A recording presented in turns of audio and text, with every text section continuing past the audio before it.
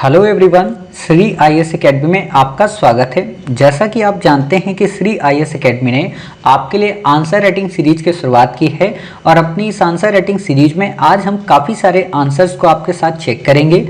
आप देखेंगे कि आपने सच में जो आंसर लिखा है उसमें क्या कमियां हैं, उनमें क्या सुधार करने की आवश्यकता है। और इन आंसर्स के माध्यम से एक बात जो आप सीखेंगे वो ये सीखेंगे कि न केवल आंसर को कैसे लिखा जा सकता है बल्कि उस टॉपिक को कैसे पुनः रिवाइज भी किया जा सकता है। तो उम्मीद ही नहीं बल्कि पूरा भरोसा है, न केवल आप केवल अपने आंसर को पढ़ेंगे बल्कि अन्य अभ्यर्थियों ने जो आंसर लिखकर भेजे हैं उन्हें भी पढ़ेंगे। यहाँ पे हम किसी भी सज्जन या किसी भी देवी का नाम नहीं लेंगे, ये आंसर उनका है कि उनका है, ठीक है। जिसका होगा वो अपने आप समझ जाएगा कि हाँ उसका आंसर है। बेइज्जती करना हमारा पर्पस बिल्कुल ही नहीं है, बल्कि आपको बेहतरीन बनाना हमारा पर्पस है। तो इसलिए इन आंसर को केवल उसी दृष्टि से समझने की कोशिश करना, ठीक है। इस आंसर की फ्रेमिंग ऑलरेडी हमने आपको अपनी क्लास में प्रोवाइड करा दी होती है, तो इसलिए यहाँ पे फ्रेमिंग की हमसे उम्मीद मत करना। हम केवल ये चेक करेंगे कि आपने जो उत्तर लिखा है किस हद तक सही लिखा है और उसमें क्या क्या ऐड करने की आवश्यकता है। बाकी हम ज़्यादा यहाँ पे कुछ भी नहीं बताएंगे। धीरे धीरे जैसे आपकी ग्रोथ होती रहेगी वैसे वैसे हम अपना चेक करने का स्टैंडर्ड भी बढ़ा देंगे। तो अतः ये बिल्कुल भी मत सोचना कि मेरा आंसर ऐसे क्यों चेक किया, दूसरे का आंसर वैसे क्यों चेक किया। इसका सिर्फ एक ही मकसद है कि अगर हमने आपका आंसर पूरी फुल तरीके पे चेक कर दिया तो फिर वो गलत हो जाएगा। इसलिए हर एक व्यक्ति के आंसर को हम अलग अलग उद्देश्य से चेक करेंगे और अलग अलग ढंग से करेंगे और अलग अलग वहाँ पे सुझाव देंगे। तो आप में से जिन बच्चों को जो सुझाव उसमें अच्छे लगे, सुझाव सारे अच्छे होंगे, उन सुझावों को आप लिख लेना ताकि आपका आंसर और बेहतरीन बन जाए। उम्मीद है इतनी बातें आपके लिए काम की आएंगी। तो अब हम अपनी क्लास के आंसर को देखते हैं। जो पहला हमारा क्वेश्चन है वो है, भारतीय समाज में कई सारी विशेषताएं होने के बावजूद भी यह अपने अतीत के साथ साथ वर्तमान एवं भविष्य को भी अंतर्ग्रंथित किए हुए है, टिप्पणी करें। 250 शब्दों का ये आंसर क्वेश्चन है। इसको 250 शब्दों में हमें लिखने की आवश्यकता है। तो आपने क्या लिखा, सबसे पहले इसे पढ़ेंगे, फिर उसके बाद हम बताएंगे कि आपको क्या लिखना चाहिए। आपने लिखा है, प्रत्येक समाज की कुछ विशेषताएं होती हैं, ठीक उसी प्रकार भारतीय समाज की भी अपनी विशेषताएं हैं। यथा अध्यात्मवाद, विविधता में एकता, पुरुषार्थ की अवधारणा आदि। किंतु इन सब में जो सबसे प्रमुख है, जो भारतीय समाज के अतीत, वर्तमान एवं भविष्य को अंतर्ग्रंथित किए हुए है, वह है प्राचीनता एवं स्थायित्व, सहिष्णुता, समन्वय, अनुकूलनशीलता तथा सर्वांगीणता। भारतीय समाज की अन्य संस्कृति अथवा समाज से कई बार टकराहट एवं अंतःक्रिया हुई है, तथापि भारतीय समाज की मौलिकता नष्ट नहीं हुई, जो इसकी प्राचीनता एवं स्थायित्व की अवधारणा का द्योतक है। इसका कारण इस समाज में विद्यमान विशेषता, सहिष्णुता एवं समन्वय है, जो सर्वधर्म संभाव ऐसे नहीं लिखा जाता है, संभाव में फुल फॉर्म आता है, आधा माह नहीं फुल आता है, कि नीति का पालन तो करती ही है। अतः अतिथि देवो भव का भी का मतलब क्या, पालन आगे लिखो ना। इनके अलावा भारतीय समाज ने सदैव अनुकूलनशीलता का परिचय दिया, चाहे बात धर्म की हो, यथा पश्चिमी धर्म को स्थान देकर एशियाई संस्कृति को अपनाकर वर्तमान में नारियां बिना घूंघट बुर्का के वैज्ञानिक पद्धति से शिक्षा ग्रहण कर रहे हैं। पुरुष अब पितरावकाश ले रहे हैं, जो आधुनिकता का परिचय है। हाल ही में सुप्रीम कोर्ट द्वारा समलैंगिक विवाह को संवैधानिक दर्जा दिया गया, जो निष्ठा के अधिकार के अंतर्गत है। साथ ही एनडीए में महिलाओं की एंट्री को भी मान्यता दी गई। उपरोक्त उदाहरण भविष्य में भारतीय समाज को प्रभावित करेंगे, किंतु यह भी सत्य कि इसकी विशेषताएं से आगे की ओर अग्रसर करेंगे और सर्वांगीणता की अवधारणा को परिपूर्ण करेंगे। देखिए, पहली चीज जहां पे उपरोक्त वर्ड आता है वहां पे पैरा टूट जाता है, मतलब इसको आपको यहाँ पे इस पैरा में लाना चाहिए, ठीक है। दूसरी चीज, आपको ये जो पैराग्राफ है ये उपयोगी यहाँ पे नहीं है, यहाँ पे आपको नारियों के संदर्भ में ये बातें नहीं बतानी है, ठीक है। तीसरी जो यहाँ पे बात है वो ये कि जैसे आपने बार बार यहाँ पे इन वर्ड्स को रिपीट किया है, प्राचीनता व स्थायित्व, प्राचीनता व स्थायित्व, है ना, यथा ये वर्ड जो बार बार आए हैं कहीं ना कहीं आपके इस प्रश्न को पूरी तरह से एक तरीके से रिपीट कर दिया। यूपीएससी की खास बात है कि जब भी आप आंसर लिखें, ठीक है, तो आपके आंसर में जो चीजें होनी चाहिए वो ये कि आपका आंसर जनरलाइज हो, आपके आंसर में रिपीटिशन ना हो, मतलब बार बार उस आंसर को मत लिखें।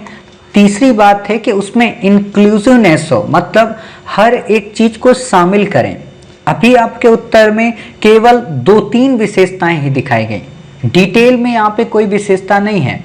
तो आप इसको चाहें तो सामान्य तौर पर आप ही की लैंग्वेज में अगर मैं कहूं तो आप इसे ऐसे लिख सकती हैं कि जैसे आपको दिया है भारतीय समाज में कई सारी विशेषताएं होने के बावजूद भी, ठीक, तो आप इसको सामान्य तौर पे ऐसे लिख सकती हैं कि भारत का समाज कोई एक दिन में बनने वाली संकल्पना नहीं है, बल्कि यह युगों की प्रक्रिया का परिणाम है जिसमें कई सारी विशेषताएं विद्यमान हैं जो अपने अतीत के साथ साथ वर्तमान एवं भविष्य को अपने साथ ग्रंथित करके भारत की समरसता को बढ़ावा देने का प्रयत्न करती हैं। अर्थात भारत में विद्वान अध्यात्मवाद, विविधता में एकता, पुरुषार्थ की अवधारणा, साथ ही समन्वय का प्रक्रम कहीं न कहीं भारतीय संस्कृति में सहिष्णुता व सदाचार के विचार को बढ़ावा देता है, जो कि वर्तमान प्रवृत्ति के रूप में भी देखने को मिलता है। कोविड-19 के पैंडेमिक के समय में तो ये स्थितियां और भी ज्यादा परिपक्व हो गई, जिसके संदर्भ में भारत ने वसुधैव कुटुंबकम की परंपरा को यथाजीवित करने का प्रयत्न करते हुए विश्व के कई सारे देशों को मदद पहुंचाई।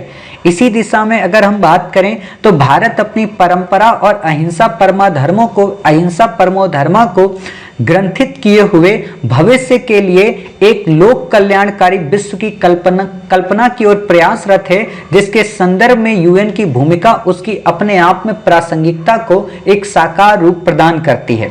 ऐसे करके आप अपनी बातों को लिख देंगी तो आपका उत्तर तीनों की तीनों प्रोविजंस पे, पास्ट पे, प्रेजेंट पे और फ्यूचर पे एक नई छाप छोड़ देगा। अभी आपने यहाँ पे क्या किया कि भारत का मतलब यहाँ पे भविष्य में केवल बेसिक तौर पे सीमित कर दिया, चाहे वो नारियों की बात लिख दी हो या यहाँ पे समलैंगिकता की बात लिख दी हो, ठीक है। इस चीज से थोड़ा ऊपर उठें। एनडीए में महिलाओं की एंट्री ये भारत की विशेषता से नहीं संबंधित है, ये महिलाओं के टॉपिक से संबंधित है, इसलिए इस लाइन को आप वहां पे लिखना। इतनी बातें समझ गई तो आपको ये पता चल गया कि हाँ, आपको अपना आंसर कुछ इस तरीके से लिखने की आवश्यकता है। ज़्यादा से ज़्यादा अपने वर्डों को इंक्लूसिवनेस बनाएं, ज़्यादा से ज़्यादा अपने वर्डों में चीज़ों को रिपीट ना करें, ठीक है। जब आप चीज़ों को रिपीट नहीं करती, जैसे मान लो आपने यहाँ पे लाइन लिखी थी, ठीक है, तो आप इसको बेसिक तौर पे ऐसे लिख देती, लेकिन ये लाइन यहाँ पे टुकड़े में हो गई। पैरा का मतलब होता है टुकड़ा ना करना। अगर आपको यहाँ पे दिया है कि भविष्य को अंतः ग्रंथित किए हुए वह है प्राचीनता में स्थायित्व, सहिष्णुता, समन्वय, अनुकूलनशीलता तथा सर्वांगीणता। अब यहाँ पे लिखो कि उपयुक्त विशेषताएं, फिर आप बताओ कि मतलब ये किस तरीके से संबंधित है, ताकि ऊपर का पैरा और नीचे का पैरा आपस में जुड़ा हुआ लगे, लिंकिंग लगे। समझ गए? तो ऐसे आपको बेसिक तौर पे अपना उत्तर लिखना होता है। बाकी फर्स्ट टाइम आपने लिखा है, अच्छा है। सबसे इम्पोर्टेंट बात है कि आपने इसको पैरा में तोड़ा है, एरर बहुत कम है हिंदी की, नहीं तो नॉर्मल तौर पे अधिकांश बच्चों की एरर बहुत ज़्यादा होती हैं। तो आपने जो लिखा है ठीक है। अब यहाँ पे एक बात ध्यान रखना, जैसे आप ये कॉमा लगाती हो ना, 2 कॉमा वहाँ पे लगाए जाते हैं जहाँ पे कोई व्यक्ति कुछ कह रहा होता है।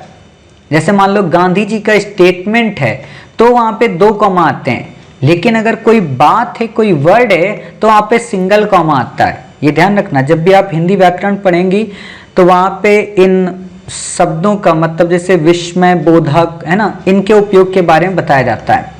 यहाँ पे जैसे आपने लिखा है तो अपनी विशेषताएं हैं, तो जैसे यहाँ पे भी आपने स्टॉप का उपयोग नहीं किया, हालांकि यहाँ पे तो स्टॉप करना नहीं चाहिए, लेकिन एक चीज ये भी याद रखना कि जब भी आप ऐसी बातें लिखती हैं तो यथा कहाँ पे आता है। यथा वर्ड कभी भी है के साथ में नहीं आता है, कभी भी नहीं मिलेगा आपको। जैसे आपने यहाँ पे लिखा है ना, प्रत्येक समाज की कुछ विशेषताएं होती है, ठीक उसी प्रकार भारतीय समाज की भी अपनी कुछ विशेषताएं हैं, जैसे कि, ठीक है, अध्यात्मवाद, क्योंकि हर एक वर्ड की अपनी एक प्रासंगिकता है, जिसका जहाँ पे सदुपयोग है वहाँ पे ही करना है। तो भाषा को कभी इतना भी जटिल मत बना देना कि सामने वाले को पढ़ने में थोड़ी दिक्कत आए, ठीक है। तो उम्मीद है आप इतनी बातें समझ गई और अपने उत्तर में जो कमियां हैं आप उन्हें दूर करेंगे। चलिए, इतनी बातें समझने के बाद दूसरा प्रश्न हम देखते हैं। दूसरा प्रश्न हमारे पास ये है, सेम टू सेम यही है। तो देखते हैं इन्होंने कैसे लिखा है इस प्रश्न को। इनका प्रश्न है, भारतीय समाज में कई सारी विशेषताएं होने के बावजूद भी अपने अतीत के साथ साथ वर्तमान एवं भविष्य को अंतर्ग्रंथित किए हुए टिप्पणी करें। आपने लिखा है भारतीय समाज में एक और जहां प्राचीनता एवं स्थायित्व ऐसे नहीं लिखना है, स्थायित्व के साथ साथ सहिष्णुता, समन्वय, अध्यात्मवाद, धर्म की प्रधानता एवं अनुकूलनशीलता, वर्णाश्रम व्यवस्था, जाति व्यवस्था तथा कर्म एवं पुनर्जन्म का सिद्धांत, ये पूरा का पूरा ऐसे नहीं मिक्स करना है, कुछ लेने हैं कुछ छोड़ने हैं, ठीक है। संयुक्त परिवार, संस्कार, विविधता में एकता आदि विशेषताओं का समावेशन देखने को मिलता है। यहाँ पे वर्ड लिखो, देखने को मिलता है।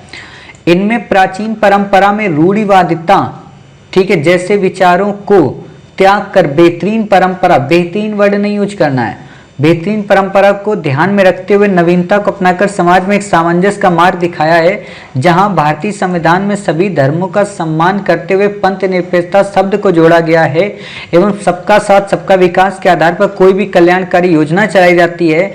भारत में एक, देखो सारे के सारे पैरा टूटे हुए हैं, इन पैरों को एक साथ जोड़ने का प्रयत्न करो, क्योंकि यहाँ यदि कुछ नकारात्मक भावना रखने वाले मानवों को छोड़ देंगे तो अधिकतर मानवों में आपसी एकता दिखती है, जो एक दूसरे धर्म व जाति का सम्मान करते हैं। हालांकि समय के साथ साथ भारतीय परंपरा में भी कुछ बुराइयों का समावेशन हुआ है, जिसमें संयुक्त परिवार का मानवों द्वारा, अब देख लो कितनी बार मानव वर्ड आ गया, इस चीज से एग्जामिनर चिढ़ता है, इस चीज से एग्जामिनर को चिढ़न होती है।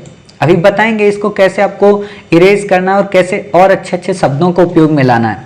एवं भारत की बेहतरीन पुरुषार्थ जैसे शब्दों का अलग अलग धारणाएं बन गए हैं। एवं संस्कार में, अब देखो एवं कितनी बार आपने कर दिया है ना।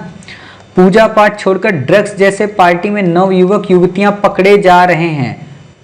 निष्कर्षतः भारत की सामाजिक विशेषताएं एक उदारवादी धारणा का पालन करने और इसे पश्चिमी सभ्यता के प्रभावों से बचाने के लिए सरकार के साथ साथ सभी सेलिब्रिटी को आगे आना होगा। अब ये जानती ये कहाँ पे सेंट्रिक हो गया, ये सेंट्रिक हो गया शाहरुख खान के आर्यन खान की ओर। तो ये भी ध्यान रखना है कि हम क्या कहना चाह रहे हैं। केवल शाहरुख खान का बेटा ही इस चीज के लिए रिस्पॉन्सिबल नहीं है, बहुत सारी चीजें रिस्पॉन्सिबल हैं। और ड्रग्स केवल फिल्म इंडस्ट्री वाले ही नहीं लेते हैं, ड्रग्स नॉर्मल पर्सन भी लेता है। तो अपनी बात को कहते समय आपको कॉम्प्रीहेंड ढंग से सबको कवर करना है, केवल सिंगल एक पर्सन या किसी एक इंडिविजुअल पे ध्यान केंद्रित नहीं करना है। अब जैसे आपने लिखा था है ना, तो आपने जैसे लिख दिया भारतीय समाज में एक और जहां प्राचीनता एवं स्थायित्व के साथ सहिष्णुता, समन्वय, इसको थोड़ा शॉर्ट करो। शॉर्ट मतलब कि भारतीय समाज जहां एक और प्राचीनता व नवीनता के साथ साथ स्थायित्व के गुणों को अपने में आत्मसात किए हुए है, वही सहिष्णुता और समन्वयवादी विचारधारा इसकी संकल्पना को एक साकार रूप प्रदान करती है। अध्यात्म के गुण ने न केवल इसके अंदर कर्म एवं पुनर्जन्म के सिद्धांत को मान्यता प्रदान कराई, बल्कि धर्म की प्रधानता ने लोगों में नैतिकता के गुणों का समावेश कराया। इसकी समय दर समय बदलती परिस्थितियों ने इसमें अनुकूलनशीलता के गुणों को अनावरित करके इसकी परंपरा को एक गतिशीलता प्रदान की। किंतु हालिया दिनों में, अब ऐसे बताओ, किंतु हालिया दिनों में कई सारी ऐसी घटनाएं, चाहे मॉब लिंचिंग की बात हो या गौ हत्या के नाम पे किसी विशेष वर्ग को पूरी तरह से प्रताड़ित करने की बात हो, ये भारत की सहिष्णुतावादी परंपरा और विविधता में एकता की परंपरा को बाधित करने का एक प्रयत्न के रूप में देखा जा सकता है। ये कहीं ना कहीं लोगों में गिरती संस्कार की प्रवृत्ति का भी एक सूचक है, जिसके माध्यम से आज समाज में विशेष तौर पे नारी वर्ग के प्रति कई प्रकार की दुराचार की घटनाएं भी देखने को मिलती हैं। साथ ही हम देखते हैं कि हालिया दिनों में कई प्रकार के ऐसे उदाहरण समाज के समक्ष उपस्थित हुए, जिन्होंने कहीं ना कहीं संयुक्त परिवार की संकल्पना को तोड़ने का प्रयत्न किया। ऐसे जब आप बताते हैं तो आपकी काफ़ी सारी चीज़ें अच्छी होती हैं, और जब आप ऐसे बता दें फिर आप वहाँ पे नॉर्मल तरीके से बताएं बेसिक तौर पे कि साहब इसको दूर करने के लिए सरकार ने कौन से प्रयत्न किए हैं और किस तरीके से आज भारत की जो संस्कृति है या भारत का जो समाज है उसमें वसुधैव कुटुंबकम की विचारधारा ने कोविड-19 के पैंडेमिक में विश्व को एक नई राह दिखाई और कुंभ और योग के माध्यम से कैसे भविष्य के लिए एक संस्कृत के अनावरण का उल्लेख किया, ऐसे बता दूं तो आपका उत्तर अन्य के अपेक्षा काफी बेहतरीन हो जाएगा।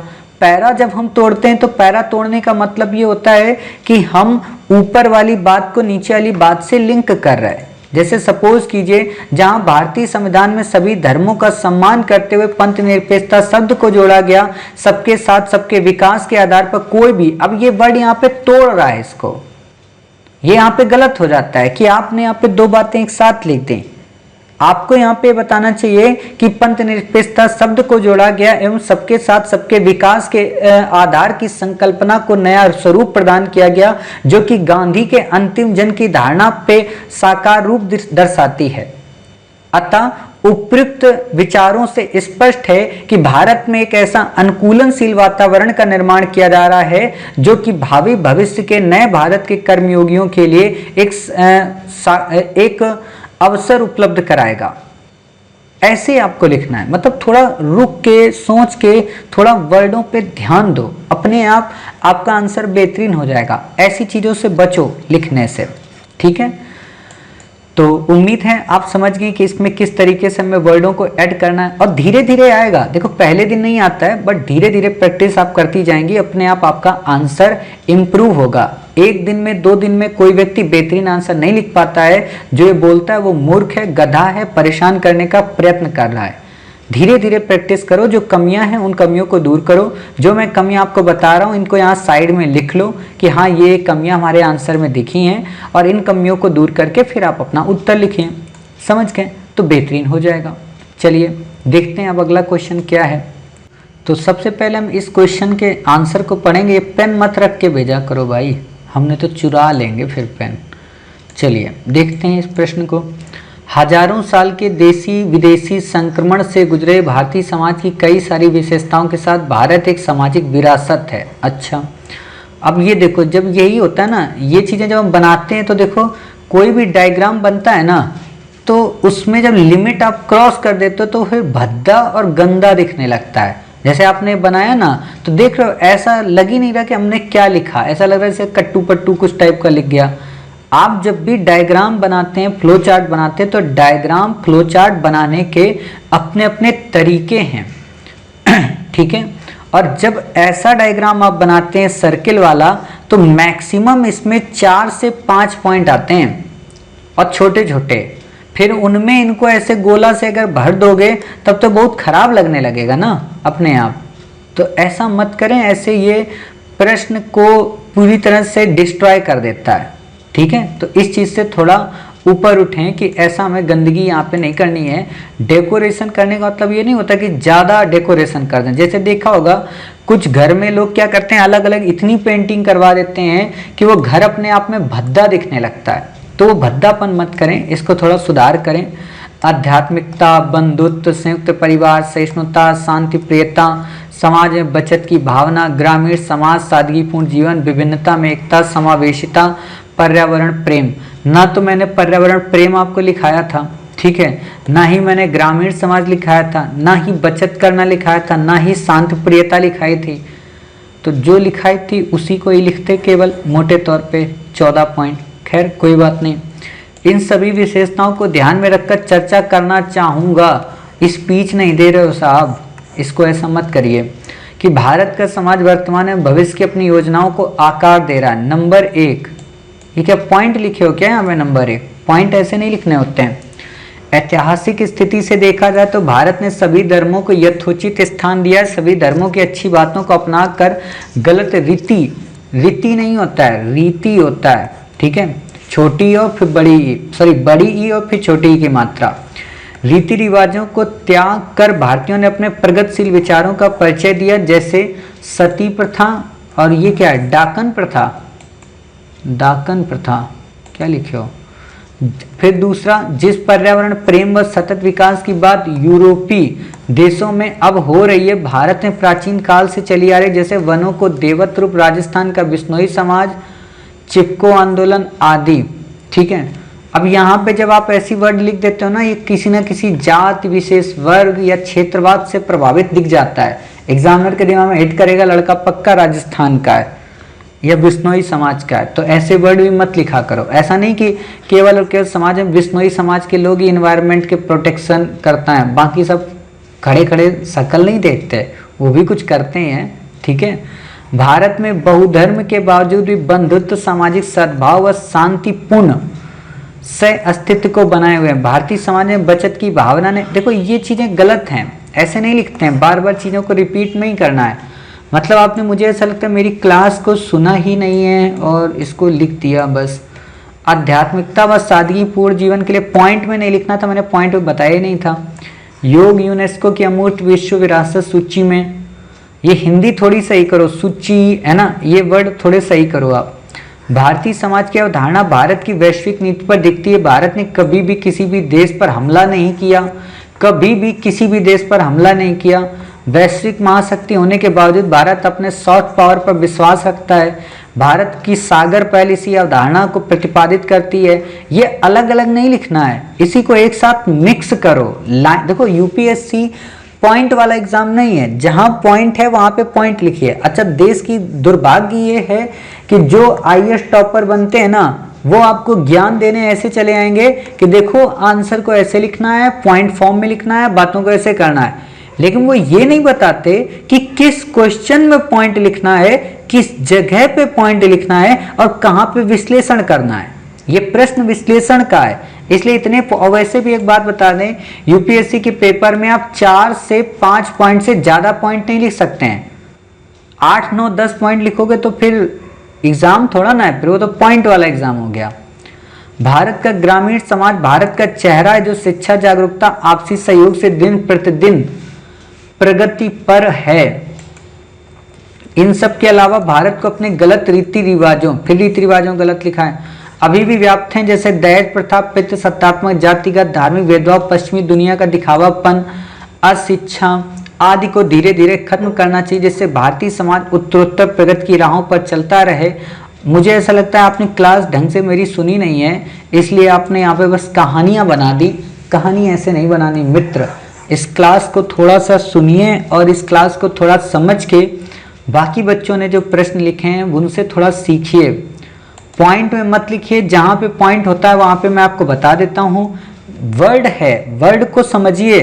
कई सारी विशेषताएं होने के बावजूद अतीत के साथ वर्तमान व भविष्य को ग्रंथित किए हुए, मतलब वर्तमान में भी हमें कुछ लक्षण देखने को मिलते हैं विशेषता के, अतीत में भी कुछ लक्षण थे और भविष्य के लिए भी एक दिशा दे चुका है। भविष्य में हम अभी गए थोड़ा ना है, लेकिन भविष्य की दिशा दे रहा है। किस चीज से? अहिंसा से दे रहा है, निशस्त्रीकरण से दे रहा है, पर्यावरण को प्रमोट करने से दे रहा है, विकास के डेवलपमेंट के मॉडल में मानव को केंद्रित करते हुए दे रहा है। कोई भी चीज की बात कर रहा है तो ध्यान ये रख रहा है कि सभ्यता का विनाश ना हो, इसको बोलते हैं भविष्य।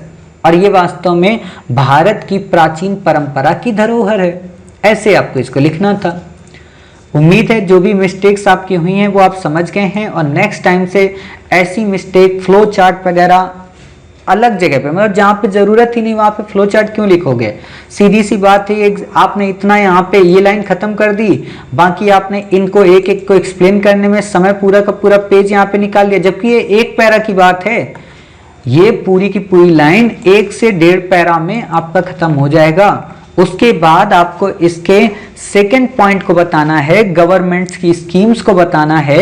इन चीजों से आपको अपना आंसर लिखना है। ऐसे लिखेंगे तो फिर दिक्कत हो जाएगी।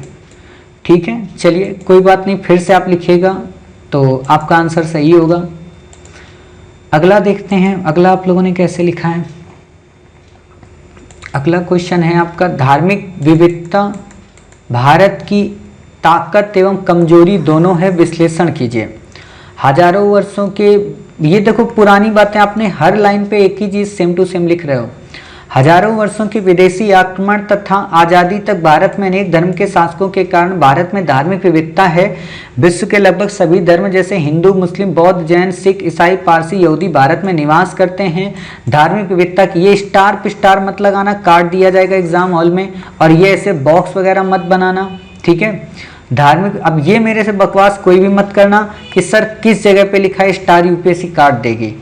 मैं आपसे कह रहा हूं काट देगी तो काट देगी, ठीक है, नहीं काटेगी तो वो नंबर नहीं देगी जो आप चाह रहे हो, बाकी आप समझदार हो, ठीक है। अब यहाँ पे भी आपने लिख दिया धार्मिक विविधता की ताकत में पॉइंट फॉर्म में। पॉइंट को आप दिमाग से हटा दो पहली बात तो, कि पॉइंट में हमें अभी बातें लिखनी ही नहीं है, अभी हमने अपने भाषा शैली में। और एक बात बताओ, यूपीएससी का एग्जाम भाषा शैली का एग्जाम है भाई, मेंस में वो आपके अंदर कम से कम शब्दों में गागर में सागर कैसे भरा जाता है इसकी बात को जानना चाहता है, और उसके लिए आपको पूरी की पूरी बातें विश्लेषणात्मक शैली में लिखना है। और विश्लेषण कभी भी पॉइंट में नहीं होता है। जब भी आप किसी से डिबेट करते हैं तो कोई बात पॉइंट में नहीं कहते हैं, रुको एक मिनट विश्लेषण करते हैं, नंबर 1, नंबर 2, नंबर 3, नंबर 4, ऐसी बातें थोड़ा ना होती हैं। पूरी कहानी के साथ आप बताते हो, तो उस कहानी को ध्यान में रखो। जैसे आपने लिखा है ना कि प्रगतिशील विचारों का समावेशन, संस्कृत को उत्तरोत्तर जीवित रखने का साधन, विश्व के सभी देशों से सांस्कृतिक संबंधों के कारण मजबूत सॉफ्ट पावर, ज्ञान की आध्यात्मिक उन्नति, कला के क्षेत्र में सभी धर्मों का मिश्रित योगदान, वसुधैव कुटुंबकम की भारतीय संस्कृत का चरितार्थन, सभी धर्मों को उच्चतम आदर्शों का ग्रहण समाज के लिए लाभदायक, ठीक है। अब ये ऊपर वाली लाइन नीचे वाली लाइन सेम नहीं है, है ना, तो ये चीजों को थोड़ा मतलब रिपीट करने से बच्चों पॉइंट बनाए नहीं जाते हैं। अनेकता में एकता का संदेश, अब ये बात पहले वाले पॉइंट से नहीं समझ में आ रही, सोचो एग्जामिनर कितना थक जाएगा। 12 पॉइंट आपने ये लिख दिए, फिर आपने यहाँ पे 10, 9, 10 पॉइंट, ये 22 पॉइंट वो रटते रटते पागल हो जाएगा, बोलेगा हादे भाई ये क्या कर रहे हो। धार्मिक विविधता की कमजोरी, धार्मिक संकीर्णता की भावना, आतंकवाद का मुख्य कारण धार्मिकता है, मतलब आतंकवाद का और कोई कारण है ही नहीं, मतलब आतंकवाद का एक ही कारण है धार्मिकता, यानी कि धर्म के आधार पे आतंक बढ़ रहा है, बाकी और कोई आतंकवाद का कारण ही नहीं। इस्लाम वाले लोग इस्लाम वालों को ही मार रहे हैं, तो कहां से धर्म एक आतंकवाद का कारण हो गया। अरब कंट्री में रहने वाले लोग जो अरबों को मार रहे हैं, भारतीयों की तो बात अलग है या अमेरिकन की बात अलग है, तो ये चीज समझने वाली चीजें हैं, ठीक है। सांप्रदायिकता को बढ़ावा, अब सांप्रदायिकता कैसे बढ़ रही है ये भी तो बताओ। धर्म का राजनीति में प्रयोग, अनेक गलत रीति रिवाजों को बढ़ावा, विभिन्न क्षेत्रों में अशांति, जैसे कश्मीर, पंजाब, अभी यहाँ वर्ल्ड चल रहे और फिर इंडिया आ गए। धर्म की वजह से हमने गांधी, इंदिरा गांधी जैसे महान व्यक्तित्व खोए हैं, ये वर्ल्डों से थोड़ा बचो, है ना। मोदी जी की सरकार है, ठीक है। देश की अर्थव्यवस्था पर बहुत बार विपरीत प्रभाव पड़ता है। हाल ही में कश्मीर में धार्मिक आतंकवादी हमलों से निवेशकों में डर है। धार्मिक विविधता से देशों के मध्य विवाद की स्थिति है। एक हो जाएंगे तब भी तो विवाद है। कहाँ ईरान, कतर वगैरह एक साथ रहते हैं या सऊदी अरब साथ में रहते हैं। निष्कर्षतः हम कह सकते हैं धार्मिक विविधता का मिला जुला प्रभाव है। संस्कृत में धर्म का अर्थ धारणता इति धर्मा के अनुसार देखा जाए तो धर्म में समावेशन की भावना होनी चाहिए। संकीर्ण मानसिकता को छोड़कर अगर आध्यात्मिकता से देखा जाए तो सभी धर्मों में शांति की व्यवस्था का ही संदेश है। प्रश्न आपसे कुछ और कह रहा है मित्र, प्रश्न आपसे कह रहा है धार्मिक विविधता भारत की ताकत एवं कमजोरी दोनों है, विश्लेषण करें।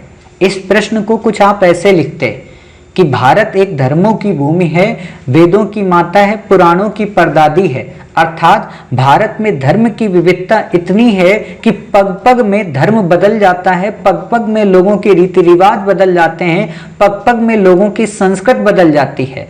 और पग पग में बदलने वाले इस संस्कृत, इस विचार, इस रीति रिवाज के कारण भारत की जो सांस्कृतिक विविधता है वो काफी समृद्ध है। और इस समृद्धशीलता ने कहीं ना कहीं भारत की सॉफ्ट पावर को स्ट्रॉन्ग किया है या मजबूत किया है, जिस कारण भारत वैश्विक स्तर पे अपने संबंधों को सुधारने में एक सहायक के रूप में इसका उपयोग करता है। और भारत अपनी विविधता के माध्यम से ही विश्व के अनेकों देशों को पर्यटन के माध्यम से अपनी ओर आकर्षित भी करता है।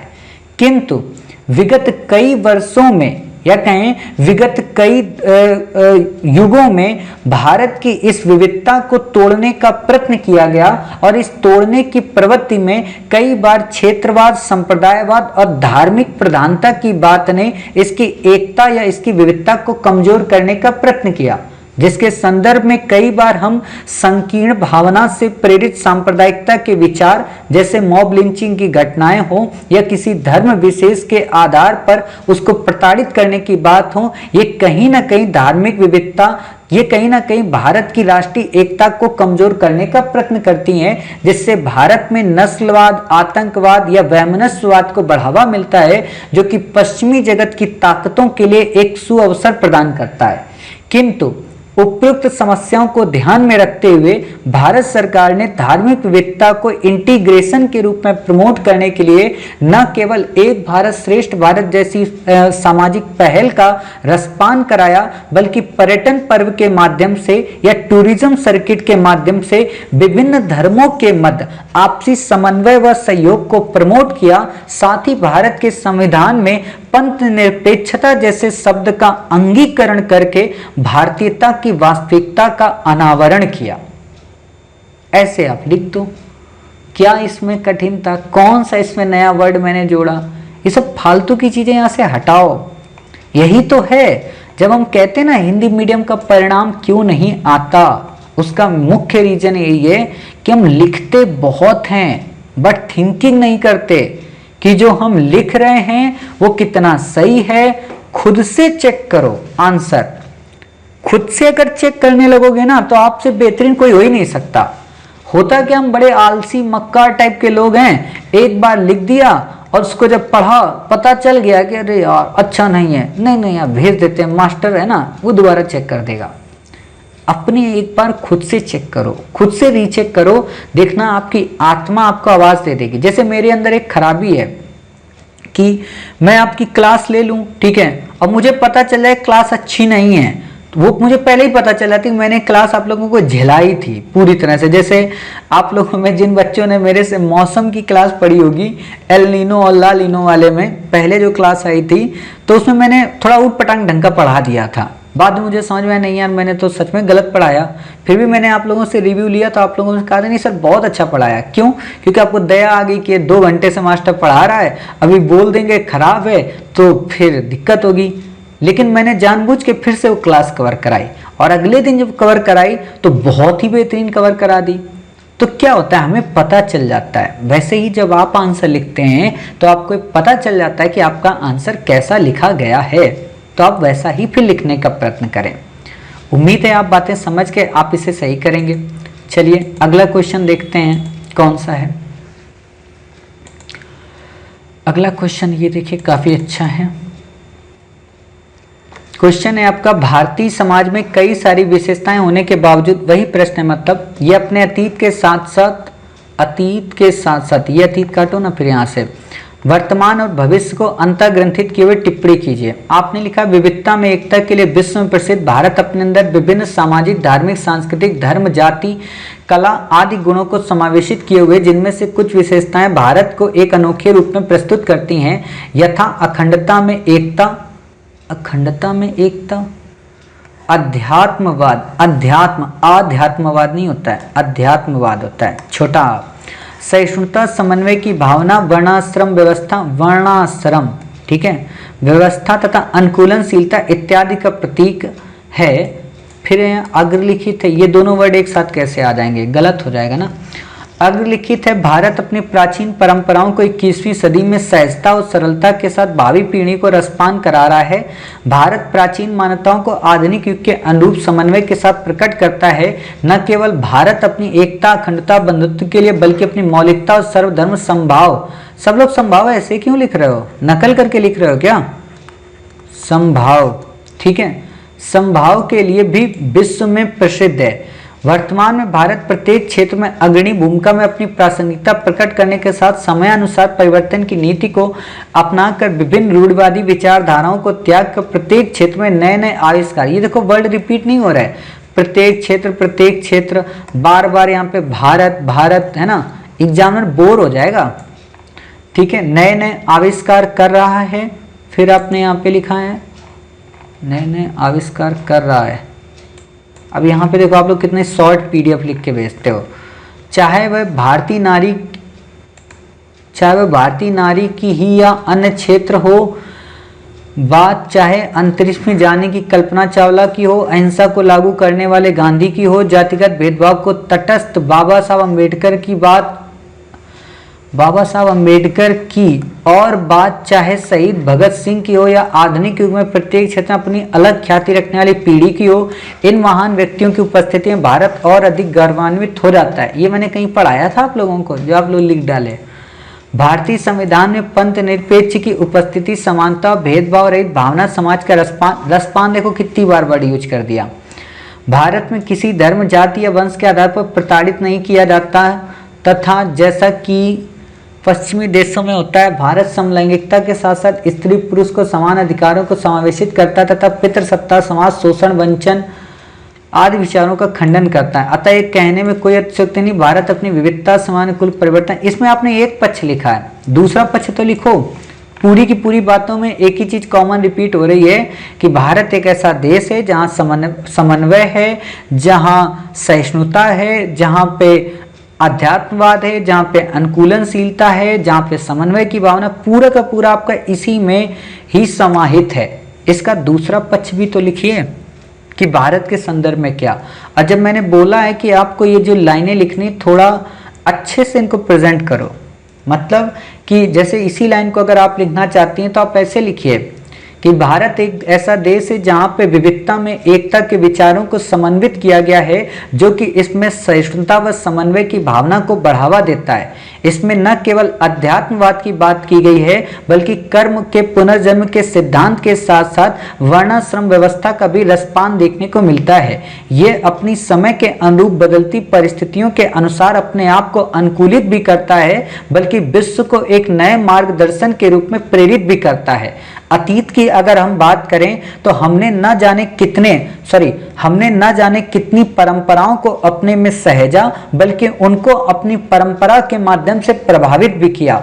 वर्तमान संदर्भ में भी अगर हम देखें तो हम आज भी कई सारी पुरातन परंपराओं को, चाहे वृक्ष पूजा, मातृ पूजा या वसुदैव कुटुंबकम के विचार या अहिंसा परमो धर्मा, उनको न केवल आत्मसात किए हुए हैं, बल्कि उनको प्रेरणात्मक संदर्भ में विश्व को भी रसपादित करा रहे हैं, जो भारत की भविष्य की संकल्पना को भी साकार करने का प्रयत्न है, जैसा कि कोविड-19 के पैंडेमिक में देखने को भी हमें मिला। इतनी बातें आपने इसको एक्सप्लेन कर दी, फिर आप बताएं कि कैसे ये विशेषताएं अब टूट रही हैं और सरकार कैसे इनके लिए सकारात्मक उपाय कर रही। तो आपका ये जो प्रश्न होगा ये 3 कैटेगरी में डिवाइड हो जाएगा और तब आपका आंसर बेहतरीन हो जाएगा। ऐसे आपको लिखना है, चीजों को रिपीट नहीं करना है बार बार। ज़्यादा चीज़ों को रिपीट करेंगी, वहीं पे घुमा घुमा के लिखेंगी तो एग्जामिनर घूम जाएगा। और जब यहाँ पे किसी व्यक्ति के नाम की मैंने बात ही नहीं की तो फिर आप क्यों लिख रही हैं। तो उम्मीद है आप समझ गए कि आपको कैसे लिखना है। चलिए देखते हैं अगला क्वेश्चन क्या है। आप लोग एक काम करिए, जितने भी क्वेश्चन चेक हो रहे हैं इनमें जो जो खास बातें अपने आंसर में पुट करते जाइए, तब बेहतरीन आंसर आप लिख लेंगे। ये क्वेश्चन है, भारतीय समाज में कई सारी विशेषताएं होने के बावजूद भी ये अपने अतीत के साथ साथ वर्तमान एवं भविष्य को भी अंतर्ग्रंथित की ओर टिप्पणी कीजिए। ये राइटिंग या तो इतनी गंदी है या तो आपने राइटिंग जानबूझ के इतना गंदा लिखने का प्रयत्न किया है। इतने धीमे इतनी जल्दी इतने गंदे गंदे शब्द मत लिखिए, थोड़ा अच्छे से लिखिए ताकि एग्जामिनर को पठनीय लगे। भारतीय समाज अपने आप में एक अद्वितीय परिभाषा प्रस्तुत करता है, जो कि विभिन्न विशेषताओं को समाहित करते हुए अपने भविष्य और वर्तमान को भी अपने अंदर अंतर्ग्रंथित किए हुए।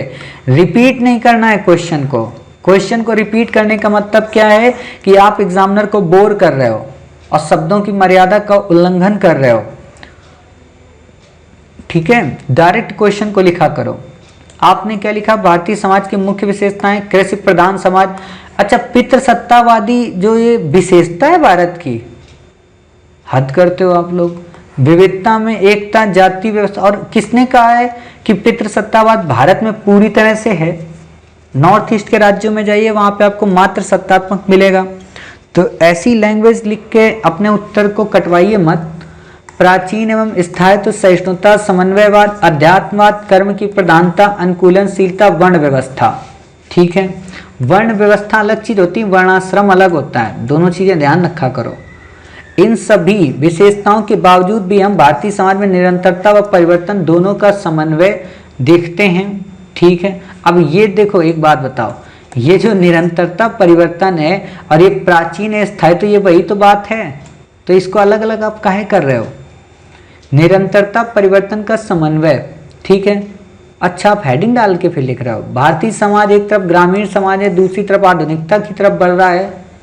हरियाणा का उदाहरण ले तो एक तरफ दूध देने वाले पशु बंधे मिलेंगे तो दूसरी तरफ आपको महंगी गाड़ियां देखने को मिल जाएंगी। क्षेत्रवाद मत दिखाओ प्रभु। असमानता भी संस्थागत, क्या लिख रहे हो आप लोग? असमानता भी संस्थागत करती हुई जाति व्यवस्था भी विद्यमान है, जो हमें अंतरजातीय विवाह को बढ़ावा देने वाली शक्तियां भी देखने को मिलेंगी। ये नहीं लिखना है। एक तरफ निर्जाति समूह में विभिन्न समुदाय, ये भी नहीं लिखना है आपको। क्वेश्चन ही आप लोग नहीं समझ पाए जब मैंने आपको फ्रेमिंग कराई थी। एक तरफ पितृसत्तावाद की जड़ें बहुत गहरी दिखाई देंगी तो दूसरी तरफ लिंग समानता, लिंग समानता नहीं होता है, लैंगिक समानता होता है। और महिला सशक्तिकरण, सशक्तिकरण ऐसे नहीं लिखना है कि कई उदाहरण मिलते हैं। देखो, एग्जामिनर को आप कोडेड वर्ड मत दो, वो पागल हो जाएगा। वो कहता है हम आपको कोडेड देते हैं, आपको इनकोड करना है। आप उसको अगर कोडेड दोगे ना तो पागल होके कहेगा कि अच्छा बेटा तू आईएएस बनेगा, तो गांव के लोग जब तेरे से मिलने आएंगे तो तू क्या करेगा कि हमको लोगों को परेशान करने के लिए कह दोगे ठीक है सरकारी काम है हो जाएगा। सरकारी काम है तो उनको ही पता है, कैसे होगा ये आपको बताना है। तो इसलिए इन लाइनों से यही उसको समझ में आता है। भारतीय समाज में अनेकों विशेषताएं भी पाई जाती हैं। अब देखो यही चीजें आप वहां पे बता रहे हो, यही चीजें यहाँ पे बता रहे हो, तो एक चीज तो एग्जामिनर समझ जाएगा कि भाई साहब आपको नॉलेज नहीं है, ठीक है। अब जैसे यहाँ पे देखो 5 पॉइंट लिख दिए, बाकी इसका दूसरा पक्ष कहाँ गया वो भी तो लिखो। अतीत के साथ साथ भविष्य को ना योग लिखा ना कुंभ लिखा, कुछ भी तो नहीं लिखा, केवल बस यही फीचर लिख के बस इसको एक्सप्लेन कर दे रहे हो। ऐसे नहीं लिखते आंसर। थोड़ा एक बार सुनो, जो हमने बोला वो तो कम से कम लिख डालो। चलिए कोई बात नहीं, लिखिएगा आगे से, जो भी गलतियां उनको सुधार करिए। अगला क्वेश्चन देखिए किसका है। देखो मुझे पता नहीं कि लड़की है कि लड़का है, ठीक है, तो इसलिए जेंडर इक्वलिटी के रूप में मैं चल रहा हूं, ठीक है। तो ये मत कहना कि सर ये मैंने लिखा है आपने ऐसा क्यों बोल दिया। चलिए देखते हैं क्वेश्चन। भारतीय समाज में कई सारी विशेषताएं होने के बावजूद भी अपने अतीत के साथ साथ वर्तमान एवं भविष्य को अंतर्ग्रंथित किए हुए टिप्पणी करें। 250 शब्दों में आपने क्या लिखा है? वास्तव में भारतीय समाज स्वयं में एक अद्भुत एवं अनुकरणीय समाज से वैश्विक पहल पर अद्वितीय स्थान प्राप्त है, क्योंकि भारतीय समाज में हमें कई सारी विशेषताएं दिखाई पड़ती हैं जो विश्व के अन्य भागों में दिखाई नहीं पड़ती, जैसे कि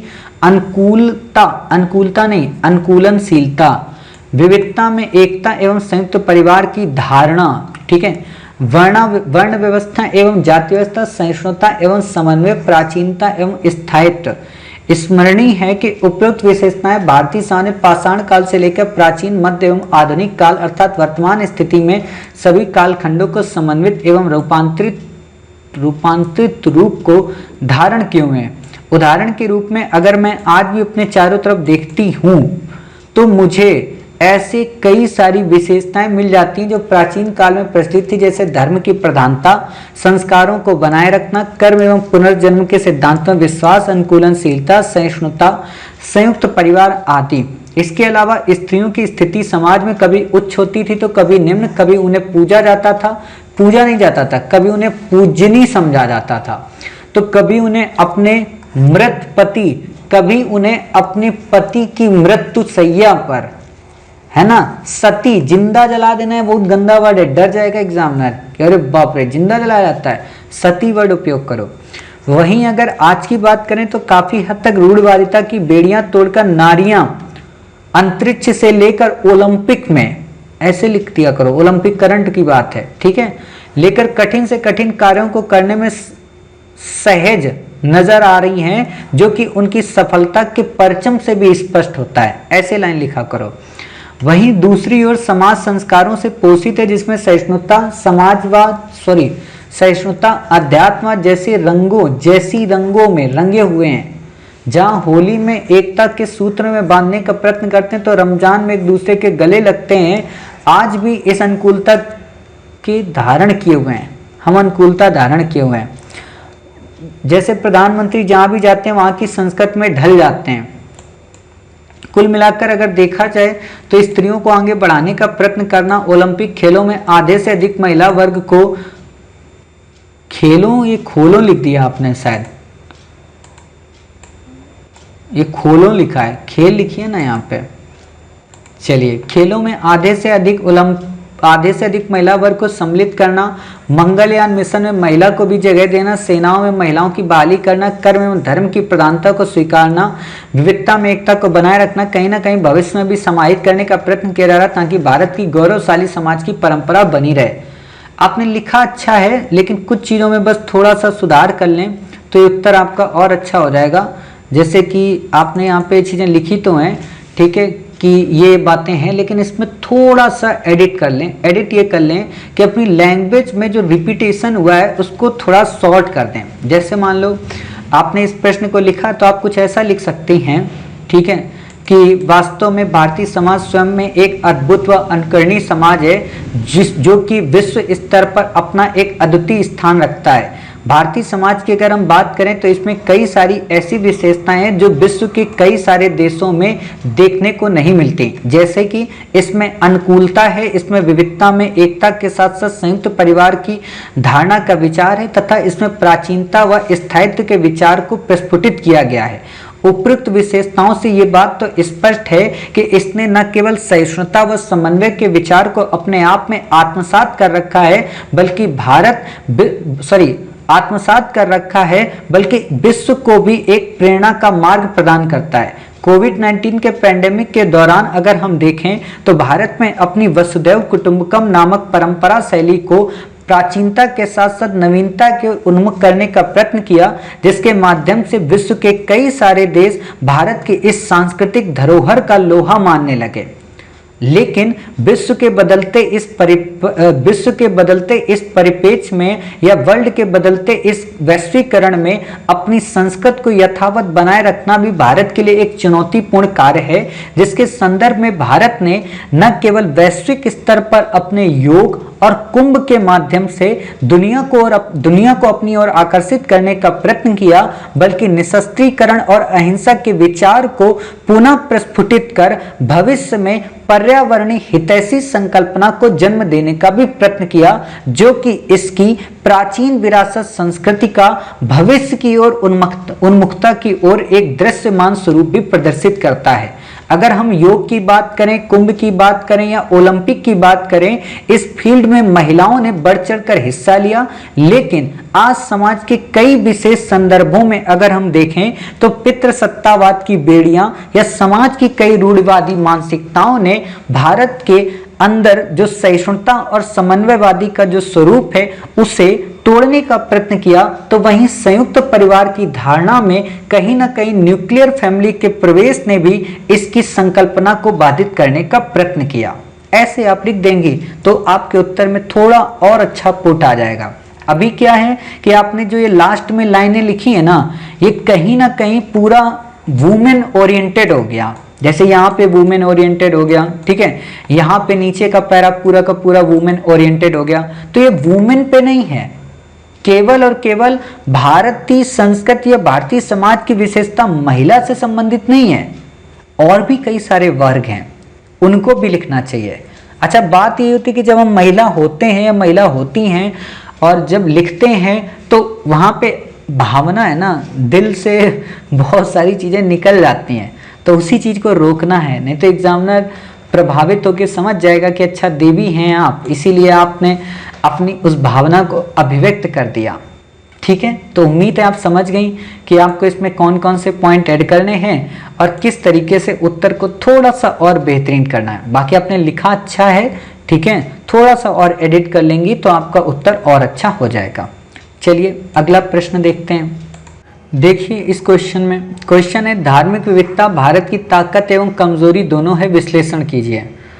अब जब आप शुरुआत ऐसे करते हो और यहाँ पे ऐसे लाइन कट कर देते हो, एग्जामिनर को काफ़ी निगेटिव इम्पैक्ट जाता है, तो ऐसा मत करिए, सोच समझ कर ये लाइन की शुरुआत करें। जब जब विविधता में एकता की बात की जाती तब तब भारत का नाम लिया जाता है, और ये विविधता, अब यहाँ पे तो कॉमा लगा दिया, ऐसा नहीं होना चाहिए, और यहाँ पे फिर कॉमा, मतलब हमें यही नहीं पता होता हम कितने कॉमा और कहाँ पे क्या लगा रहे हैं।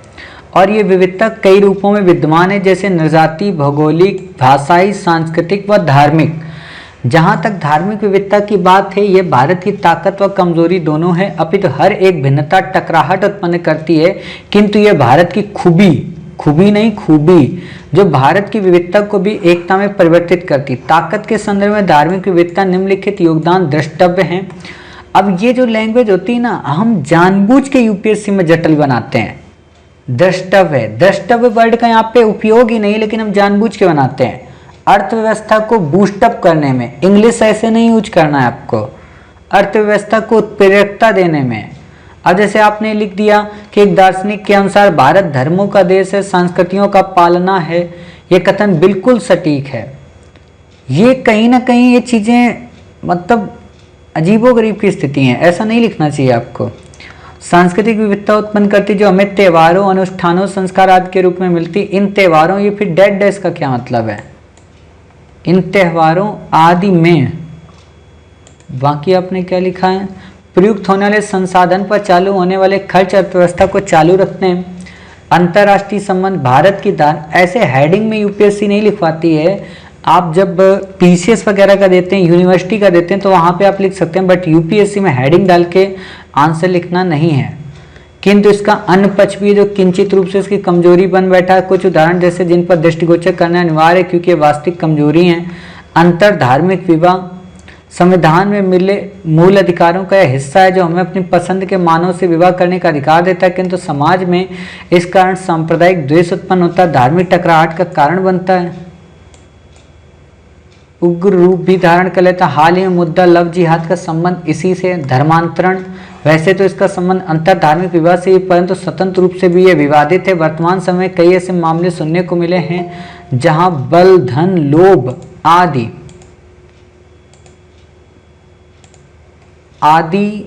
का प्रयोग कर धर्मांतरण हुए, किंतु कई बार बिना इनके भी स्वेच्छा से लोगों ने धर्मांतरण। अब पूरा का पूरा आपका ये टॉपिक किस पे केंद्रित हो गया? धर्मांतरण पे। यूपीएससी ये थोड़ा ना कहती, पूरा एक समावेशित रूप दो पूरे के पूरे आंसर को।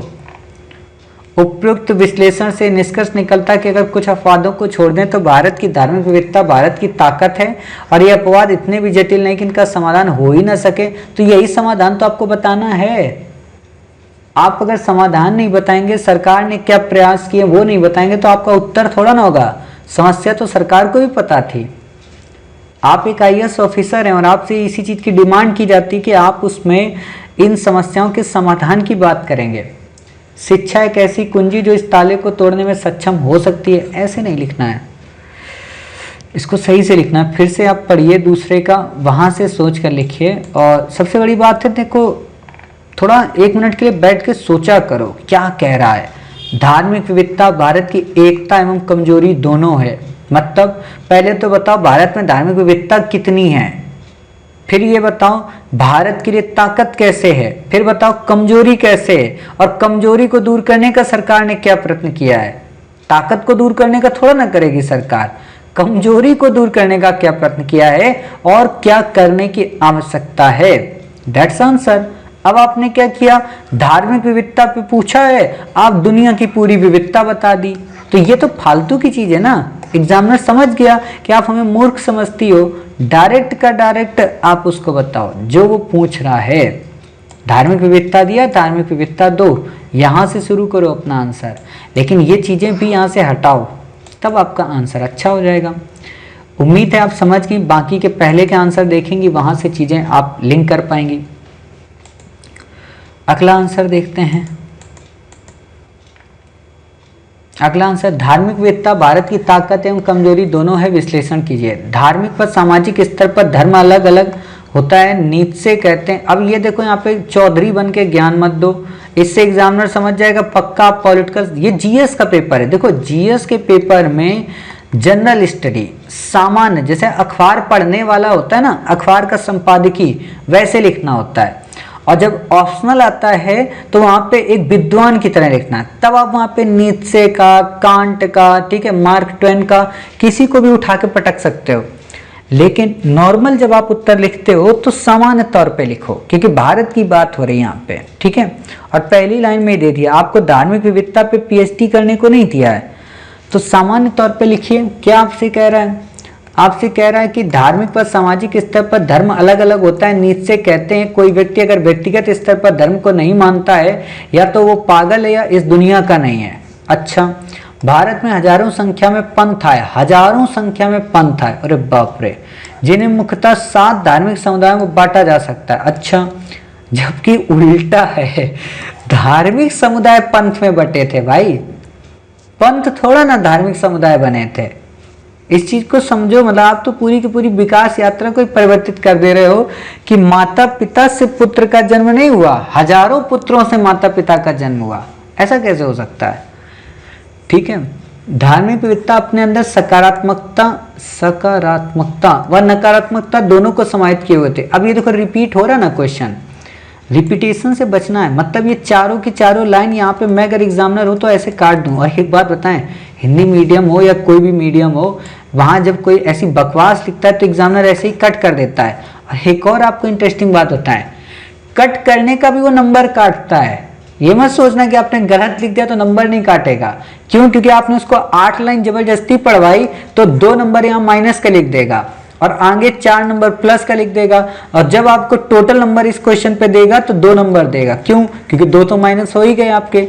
इसीलिए देखना कई बार यूपीएससी की कॉपी में कई बच्चों को GS1 में 140 मिलते हैं, बट वो 25 से 30 माइनस उसमें लिखे होते हैं, पेनाल्टी लगा देते हैं। तो क्वेश्चन आपका केवल 115, 105, 110 पे ही टिक जाता है। तो उस पेनल्टी का मतलब ही यही पेनल्टी होती है कि आप फालतू की बातें लिख रहे हैं, क्वेश्चन को डायरेक्ट शुरू नहीं कर रहे। अब आपने क्या लिखा है यहाँ पे, धार्मिक विविधता निम्नलिखित तरीके से भारत के लिए कमजोरी है। अरे मजबूती तो बता दो। इसमें कुछ लोग सांप्रदायिक घृणा फैलाने लगते हैं, क्रिया प्रतिक्रिया की स्थिति पैदा हो जाती है, सांप्रदायिकता, दंगे, 47 के दंगे, 84 के दंगे, 1990 के कश्मीर पर। एक तो यहाँ पे ऐसे क्रॉस करके चले गए ना, ऐसा मत करिए, काट देगा यूपीएससी। ये मतलब ये तो बॉर्डर क्रॉस करके पाकिस्तान चले गए आप, ऐसा नहीं करना है। और यहाँ पे जब ये लाइन आपकी खत्म हो गई थी तो यहाँ से स्किप कर दो, इस पॉइंट को अगले उसमें लेकर जाओ। यही तो छोटी छोटी चीजें सीखनी है। कुछ अराजक तत्वों द्वारा धर्म के नाम पर युवाओं में आतंकवादी गतिविधियों में शामिल करना। अरे प्रभु, भारत की बात कर रहा है, भारत में कौन सा व्यक्ति आतंकवादी बन गया अभी इतनी जल्दी? दंगों में जनधन की हानि तो होती है, साथ ही विदेशी निवेशक भी भारत में निवेश करने से डरते हैं। ये तनाव हमारे देश में अवसंरचनात्मक विकास के लिए भी हानिकारक है। धार्मिक विविधता निम्नलिखित तरीके से ताकत है। उल्टा क्या लिख रहा हूं? पहले ताकत बताओ फिर बताओ कमजोरी।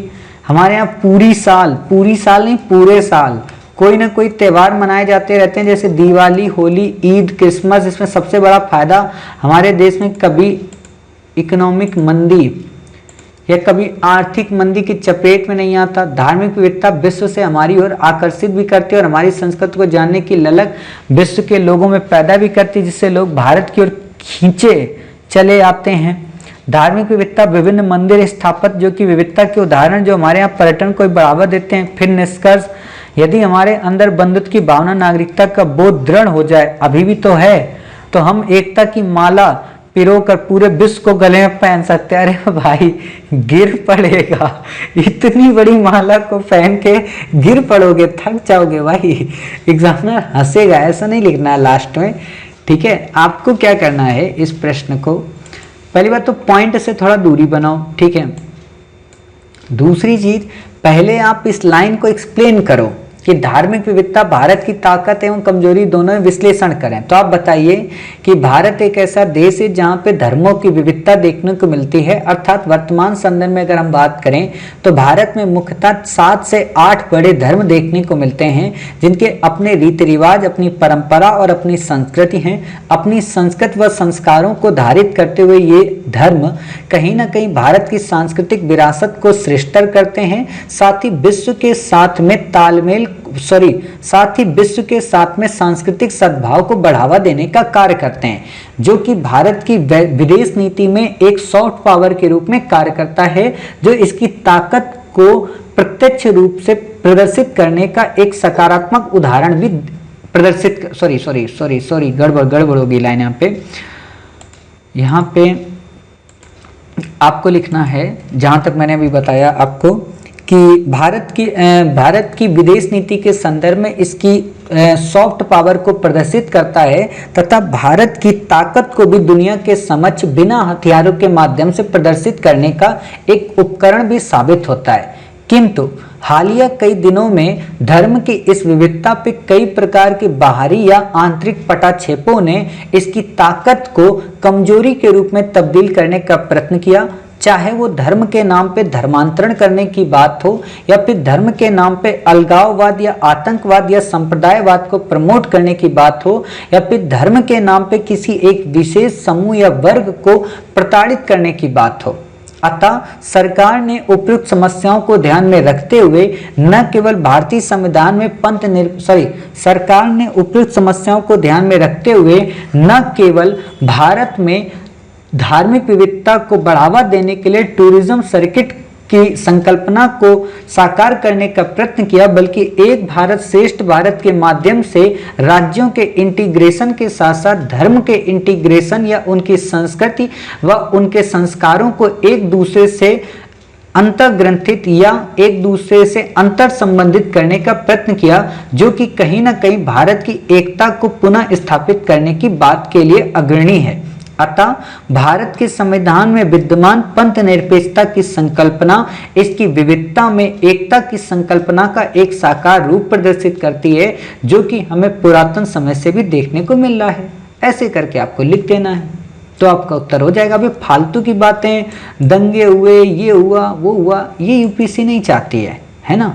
और संक्षिप्त में अपनी बात कहना है, कम से कम शब्दों में अपनी बात पूरी कह देनी है। जब आप कम से कम शब्दों में अपनी बात कह देंगे तो आपका आंसर अन्य की तुलना में काफ़ी बेहतरीन हो जाएगा। ठीक है, तो उम्मीद है आप इतनी बातें समझ गए। पॉइंट फॉर्म में नहीं लिखना है, ये भी आप बातें समझ गए, और आपको क्रम कैसे करना है ये भी आप समझ गए। प्रश्न को देखो, फिर उसी के अनुरूप आप क्रम बनाओ, तब आपका उत्तर काफ़ी अच्छा हो जाता है। चलिए अगला क्वेश्चन देखते हैं। अगला क्वेश्चन क्या है, ये क्वेश्चन आया है आपका। चलिए आपका क्वेश्चन है, भारतीय समाज में कई सारी विशेषताएं होने के बावजूद भी ये अपने अतीत नहीं होता है, अतीत होता है। ठीक है, ये अपने अतीत के साथ साथ वर्तमान एवं भविष्य को भी अंतर्ग्रंथित किए हुए टिप्पणी कीजिए।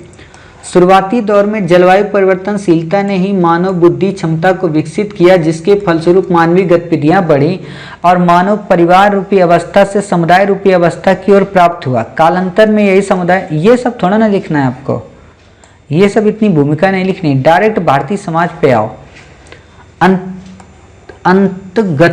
अंतगत्वा नहीं होता है, अंतत्वगत्वा।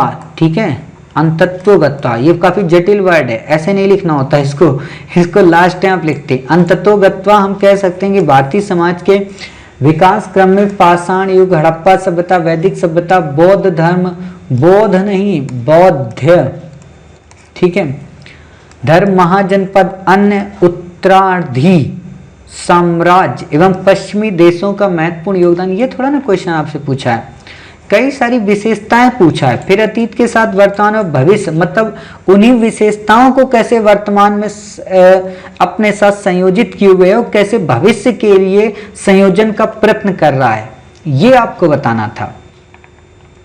आपने क्लास का सार यहाँ पे बता दिया। अंततः भारतीय समाज अपने गुणों में प्राचीनता ठीक है के साथ साथ नवनीता ये लिखा है, नवीनता आपको लिखना है। ठीक है, नवीनता को भी अंतर्निहित किया हुआ है, जिनके तहत प्राचीनता ये यहाँ पे गलत लिख रहे हो आप, शायद प्राचीनता लिख रही हो, मुझे ऐसा लग रहा है। हाँ, ये प्राचीनता ही लिखा है, प्राचीनता। ठीक है, ये ऐसे लिखा जाएगा। धर्म की प्रधानता, अनुकूलनशीलता, विविधता में एकता, सर्वांगीणता आपने गलत लिखा है, सर्वांगीणता। ठीक है, संयुक्त परिवार, संस्कार, पुरुषार्थ की अवधारणा जैसी समस्त विशेषताओं से ही सिंचित है। भारतीय समाज में जहाँ एक तरफ अनुसूचित जाति फिर अनुसूचित जाति, अनुसूचित जनजाति यहाँ होगा, पिछड़ा वर्ग, महिलाओं के उत्थान के लिए प्राचीनतम, फिर प्राचीनतम गलत लिखी हो, रूढ़िवादी विचारधारा को अपने परिवर्तनशीलता की शक्ति। मुझे ऐसा लगता है मात्रा में दिक्कत है क्या आपको? शक्ति में भी मात्रा देखो यहाँ पे चढ़ा रही हो, मात्रा चढ़ा रहे हो या चढ़ा रही हो मुझे तो नहीं पता है, ठीक है। ये शक्ति ऐसे लिखा जाएगा, से दबाने का प्रयत्न किया, और नवीन देखो यहाँ पे भी गड़बड़ है मात्राएं आपकी सारी गड़बड़ है, मात्रा का सही करो। मुझे ऐसा लगता है या तो आप इधर से लिखती होंगी, मतलब खरोष्टी लिपि में, इसलिए गड़बड़ हो रहा है। अब जैसे जिससे जा यहाँ पे लिख रही हो, मात्रा यहाँ पे लगा रही हो, पहले आप ये मात्राएं सारी सही करो, जातिगत ये सब सही करो, मात्राएं लैंगिक लैंगिक पहले इनमें सब सुधार करो, तब इस आंसर को हम पढ़ेंगे। बहुत सारी एरर है मैडम, बहुत सारी एरर है, पहले मात्रा को आप सही करें। अतिथि देवो भव ये गलत लिखा है, ठीक है। कुटुंबकम का पान किया और सभी धर्मों समुदायों दायों, ठीक है। संगठित ये मात्रा देखो गलत लिखी है ना। अंतरराष्ट्रीय ये गलत लिखा है आपका। स्थायित्व पहले आप ये सारे वर्ड चेक करिए अपने पूरे के पूरे, हिंदी थोड़ी अपनी सही करिए, सारे वर्ड गलत लिखे हैं। राइटिंग आपकी अच्छी है बट वर्ड गलत लिखे हैं, ठीक है। जैसे निकृष्ट परिस्थितियों, एग्जामिनर थोड़ी देर के लिए मुझे भी डाउट होने लगा कि मैं कैसे पढ़ रहा हूँ, ठीक है। तो आप इन चीज़ों को पहले सही करें, फिर हम आपके इस आंसर को पढ़ेंगे, नहीं तो फिर बहुत ज़्यादा एरर हो जाएगी और अच्छा भी नहीं लगेगा। आप इन एरर को पहले सुधारें, हर एक वर्ड को, ठीक है, तब हम आपके इस आंसर को चेक करेंगे। चलिए अगला क्वेश्चन देखते हैं। अगला क्वेश्चन क्या है, मैप यहाँ पे उपयोग किया है आपने। धार्मिक विविधता भारत की एकता एवं कमजोरी दोनों है, विश्लेषण कीजिए, ठीक है। धार्मिक विविधता भारतीय समाज का प्रमुख विशेषताओं में एक है। भारत प्राचीन काल से लेकर वर्तमान समय तक विभिन्न धर्मों को संरक्षण और स्थान प्रदान किया, जैसे बौद्ध, जैन, मुस्लिम, सिख, मुस्लिम, ईसाई, पारसी आदि। वास्तव में इन धर्मों की विविधता से भारत पर प्रत्यक्ष और अप्रत्यक्ष रूप से प्रभाव पड़ा, जो सिक्के के दो पहलुओं की भांति है। इस धार्मिक विविधता ने क्षेत्रीय विविधता को भी जन्म दिया, जैसे एक तरफ जहां भारत की एकता व अखंडता को बनाए रखने में सहयोग करते हैं, तो वहीं दूसरी ओर कुछ उग्र विचारधारा के गुट भारत विरोधी कार्यों में संलिप्त होते हैं, जिससे हमें कभी कभी खबरों में मॉब लिंचिंग, सांप्रदायिक दंगे, क्षेत्रीयता की मांग करना, आतंकवादी जैसे तत्वों को प्रोत्साहन करना, नक्सलवादियों का बढ़ता स्वरूप आदि भारत की एकता व अखंडता को बाधित करता है, ठीक है। इसके अलावा भारतीय अर्थव्यवस्था में भी अहम योगदान होता है, जैसे कि मुस्लिम वर्ग व्यापार को बढ़ावा देते हैं। पंजाब हरियाणा के सिख वर्ग कृषि में, ईसाई उद्योग आदि को बढ़ावा देते हैं। वहीं दूसरी ओर दंगे फसाद के कारण अत्यधिक जान माल की हानि। हिंदू कहाँ गए, घास छीलने चले गए वो बेचारे वो दंगे करते रहते हैं, एग्जामिनर यही समझेगा, है ना। तो इसीलिए इस लाइन को ऐसा मत उपयोग करो कि मुस्लिम व्यापार कर रहे, पंजाब और हरियाणा के जो सिख है वो खेती कर रहे, ठीक है, और बाकी जो बैठे हैं वो दंगे कर रहे हैं, ऐसा मत करिए, एग्जामिनर नाराज हो जाएगा, ठीक है। इसके साथ ही विभिन्न धर्मों की सांस्कृतिक परंपराएं भारतीय समाज को स्थायित्व प्रदान करती हैं और सहिष्णुता का भाव एक दूसरे के प्रति रखते हैं। आज भी हमें देखने को मिलता है हिंदू रोजा करते हैं, हिंदू रोजा करते हैं, तो वही मुस्लिम छठ व दिवाली जैसे त्योहारों को करते हैं। क्या आप लोग लिख रहे हो, हिंदू कब रोजा रखने लगा है ना, और मुस्लिम कब दिवाली और छठ को मनाने लगे। इसको थोड़ा अलग ढंग से आपको लिखना था, लेकिन आपने लिख कुछ और दिया है। बिजनेस के संदर्भ में आपको लिखना था, लेकिन आपने लिख कुछ और दिया, कोई बात नहीं। हिंदू खिचड़ी पर्व मनाते हैं। स्मरणीय है कि उपरोक्त भाव भारत जैसे विशाल बागों में विभिन्न फूलों को समेटे हुए हैं। अगर समग्रता से विश्लेषण किया जाए तो हमें कमजोरी की अपेक्षा ताकत अधिक प्रभावी प्रतीत होती। भारतीय संविधान में धार्मिक स्वतंत्रता को मूल अधिकार के तहत रखा गया और साथ ही धर्मनिरपेक्ष नहीं, पंथ निरपेक्ष। ओ ये देखो आपने गलत लिख दिया यहाँ पे, साथ ही धर्मनिरपेक्ष की जगह 42वें संविधान अरे ऐसा नहीं है कुछ भी, वहां पे वर्ड ही नहीं था, वो पंथ निरपेक्ष जोड़ा गया है, ठीक है। पंथ निरपेक्ष अब क्या प्रीलिम में भी क्वेश्चन आया है ये कि 42वें है मैडम, वही लिखे हैं। अरे आप देखो क्या लिखी हो, और साथ ही धर्मनिरपेक्ष की जगह 42वें संविधान संशोधन के माध्यम से पंथ निरपेक्ष शब्द जोड़ा गया। अरे ना तो धर्मनिरपेक्ष था ना पंथ निरपेक्ष था, 42 के द्वारा सीधे सीधे पंथ निरपेक्ष आया, धर्मनिरपेक्ष नहीं आया, ठीक है। हाँ कोई स्थान दिया गया फिर यहाँ पे क्या लिखा है कि छोटे छोटे संप्रदायों को भी संरक्षण मिल सके। इस संदर्भ में भारत को एक लघु विश्व की संज्ञा दी जाती है, जो स्वयं में भारतीय समाज और भारत के लिए गौरव की बात है। अतः जरूरत है इसकी कमियों को दूर कर सर्वधर्म समभाव एवं वसुधैव कुटुंबकम की अवधारणा को स्थापित किया जाए। देखो यहाँ पे जो लाइन लिखी ना आपने, वसुधैव कुटुंबकम की अवधारणा को स्थापित किया जाए, ये स्थापित है, इसी को तो आपको एक्सप्लेन करना था ताकत में, स्ट्रॉन्गनेस में। और स्ट्रॉन्गनेस में कब आप इसको लिखती, जब आपने यहाँ पे शुरू में ये बातें बताई है ना, तो यहाँ पे कहानी गढ़ने की जगह पे आप यही बातें बताएं, डायरेक्ट हिट करें क्वेश्चन को कि धार्मिक विविधता भारत की एकता और कमजोरी कैसे है। तो आप बताएंगे भारत एक ऐसा देश है जो धार्मिक रूप से काफी पोषित है। इसकी धार्मिक विविधता न केवल इसको भारत के एकता को प्रमोट करने के लिए आवश्यक तत्व उपलब्ध कराती है, बल्कि विश्व स्तर पर संबंधों को भी मजबूती प्रदान करने में सॉफ्ट पावर के रूप में एक सहायक का रूप प्रदान करती है। भारत अपनी इसी विविधता के माध्यम से विश्व के पर्यटन स्थलों में अपनी प्रमुखता को यथावत रूप दे रखा है, जिस कारण न केवल भारत की आर्थिक स्थिति मजबूत रहती है, बल्कि भारत में विद्यमान विभिन्न धार्मिक त्योहारों के कारण इसमें आर्थिक मंदी के पटाक्षेप भी देखने को कम मिलते हैं। किंतु हालिया कई सारे घटनाओं के प्रक्रमों ने यहाँ पे एक और आप वर्ड यूज कर सकती हैं कि धार्मिक विविधता का ही परिणाम है कि भारत ने अपनी वैक्सीन मैत्री प्रोग्राम के माध्यम से वसुधैव कुटुंबकम की परंपरा को ध्यान में रखते हुए विश्व के अधिकांश देशों में फ्री वैक्सीन सर्विसेज की उपलब्धता कराई। ऐसे आप बता सकती हैं, जो सॉफ्ट पावर का एक बेहतरीन उदाहरण के रूप में देखने को मिलता है।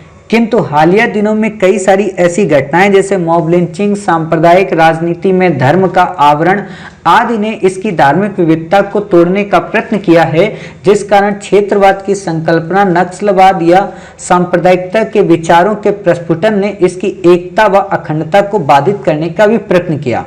ये बात अलग है कि भारत के संविधान निर्माताओं ने 42वें संविधान संशोधन के माध्यम से पंथ निरपेक्षता की संकल्पना को एक लिखित स्वरूप देने का प्रयत्न किया, किंतु हालिया घटनाक्रमों ने उसे बाधित करने का प्रयत्न किया है। सरकार ने वर्तमान संदर्भ में भी कई प्रकार के प्रयास किए, चाहे एक भारत श्रेष्ठ भारत प्रोग्राम हो, पर्यटन पर्व हो, या फिर शिक्षा के माध्यम से नई राष्ट्रीय शिक्षा नीति में नेशनल इंटीग्रेशन को प्रमोट करने वाली शिक्षा के तत्वों को शामिल करने की बात हो।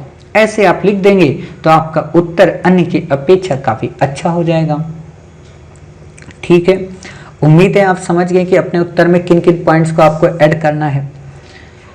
चलिए देखते हैं अगला क्वेश्चन क्या है बच्चों का। वाह, ये तो रेटिंग गजब की है भाई आपकी।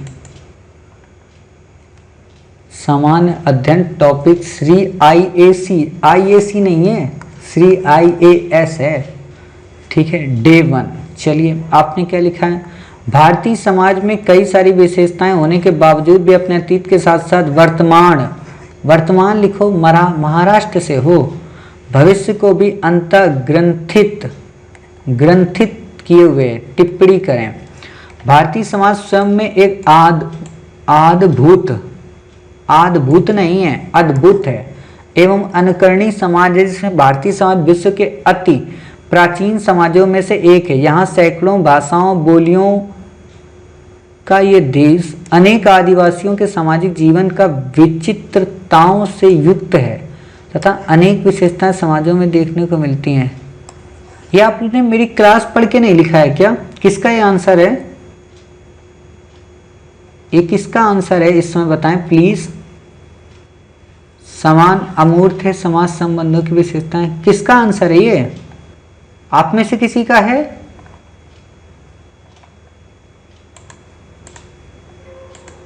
सर किसी लड़के का है, पंकज कुमार है। पंकज कुमार का है शायद, पंकज सर। अच्छा नहीं सर, मेरा नहीं है। आपका नहीं है?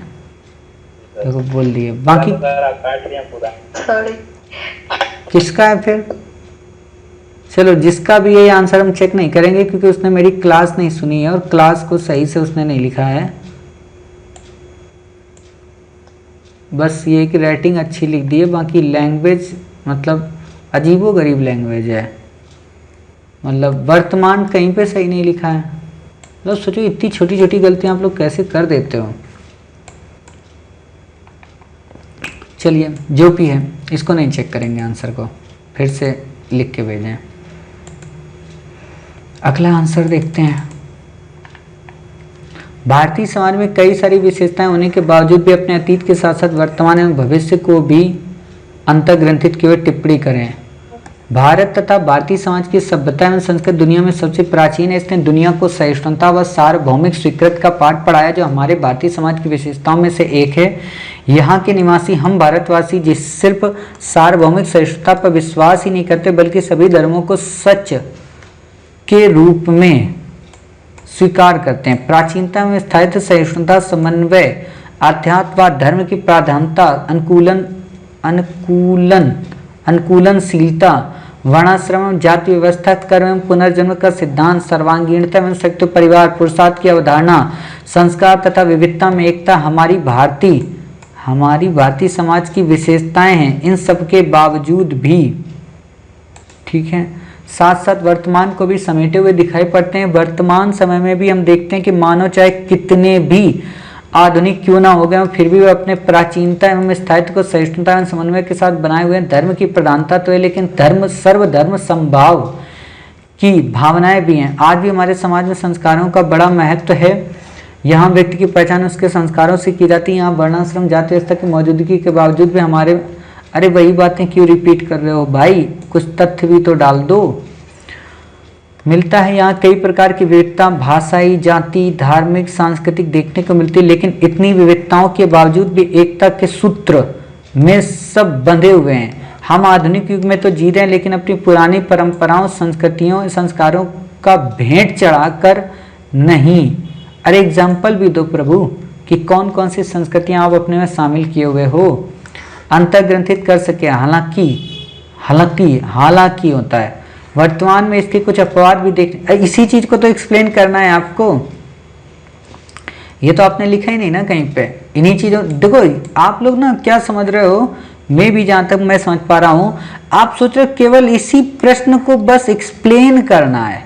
नहीं करना है भाई, इस प्रश्न को एक्सप्लेन करना है हाफ में, दूसरे हाफ में इसको विश्लेषित करके उत्तर देना है आपको।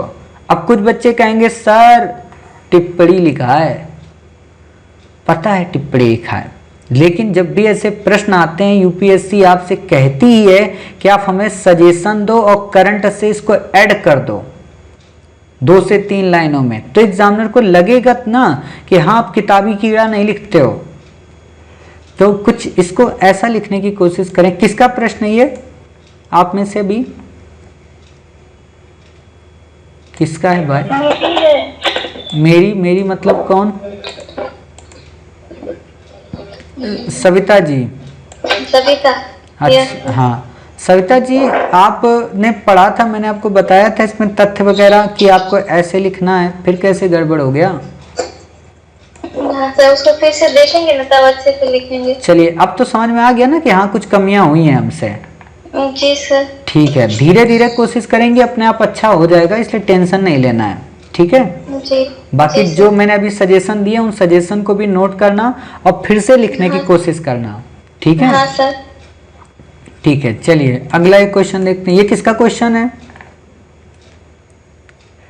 ये किसका क्वेश्चन है बता दो। ऐसे डर रहे हो जैसे मैं मारने वाला हूँ किसी को। मेरा मतलब मुक्ता जी? जी सर। अच्छा, भारतीय समाज में कई सारी विशेषताएं होने के बावजूद भी ये अपने अतीत के साथ साथ वर्तमान एवं भविष्य को भी अंतर्ग्रहित नहीं अंतर्ग्रंथित, अनेक अंतर विरोधों और विखंडनकारी प्रयासों के बावजूद भारतीय समाज स्वयं को कायम रखे हुए जो अपनी कुछ विशेषताओं के कारण, ये विशेषताएं प्राचीनता में स्थायित्व, सहिष्णुता, समन्वय, अध्यात्मवाद, कॉमा लगाओ यहाँ पे, धर्म की प्रधानता, अनुकूलनशीलता, सर्वांगीणता, विविधता में एकता, इन सभी विशेषताओं के बावजूद भारतीय समाज ने अतीत के साथ वर्तमान को, भविष्य को कुछ इस प्रकार अंतर्ग्रंथित किए हुए है।